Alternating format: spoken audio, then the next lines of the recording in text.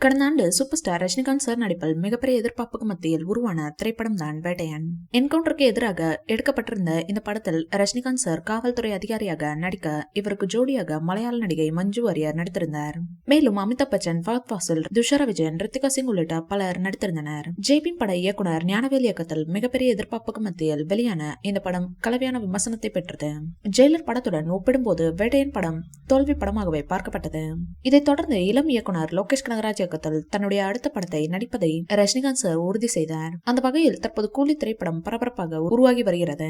கிட்டத்தட்ட இறுதி கட்டத்தை இந்த படம் எட்டிவிட்டதாகவும் கூடிய விரைவில் படப்பிடிப்பு நிறைவடைந்து விட்டதாக செய்தி வெளியாகும் என எதிர்பார்க்கப்படுகிறது. தங்க கடத்தலை மையமாக வைத்து உருவாகும் கூலி படத்தில் ரஜினிகாந்த் சாருக்கு ஜோடியாக யாரும் இல்லை என கூறப்படுகிறது.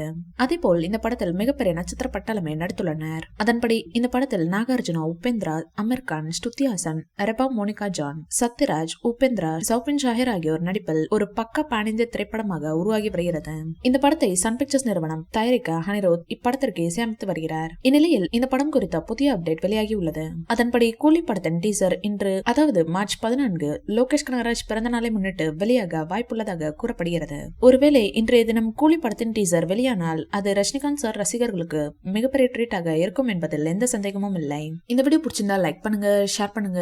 மேலும் ரஜினி சார் பற்றிய தகவல்களுக்கு எங்க சேனலை சப்ஸ்கிரைப் பண்ணுங்க.